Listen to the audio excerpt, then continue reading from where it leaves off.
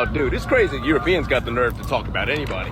Americans are so stupid. Your food is poison. Your education is nonsense. You have no health care. You voted for Donald Trump twice. Like, dude, I know we're on some ish right now, but do you think we've forgotten who you are? 400 years ago, y'all send all your second sons and religious fanatics, criminals, mercenaries, and other undesirables here across the ocean so you can forget about them.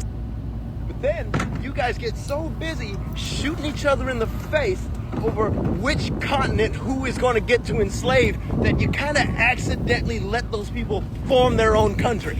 We didn't win the American Revolution because George Washington's a military genius.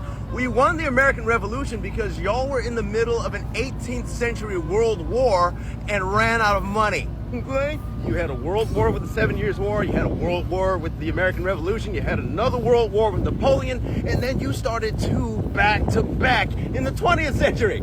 Then all those rejects you tossed into America had to create the world's largest and most powerful military to keep you from blowing up the planet every 3 decades. You all had that nice welfare state and regulatory environment because we paid for it, while we were too preoccupied making sure that dark people couldn't benefit from public services to develop our own.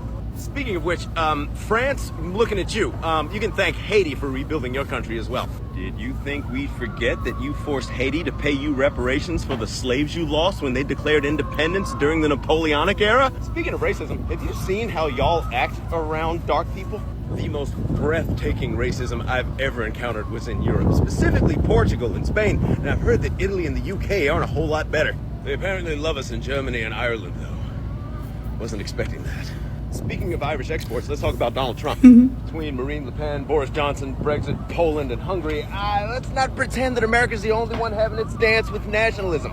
Our president-to-be has listed Poland, Russia, and Hungary as inspirations for his political goals. So, as always, the worst of us are usually imitating some of you. Europe is kind of like this chicken feed line. You know, there's a black one, there's a black one. If it was any less homogenous than this line here, you'd be losing your minds too. Anyway, enjoy your unrefrigerated eggs and your non-chlorinated chicken, but please don't get too high on yourselves, because some of us remember who you are. Some of us were here to greet you all the way in the beginning when you were at your worst.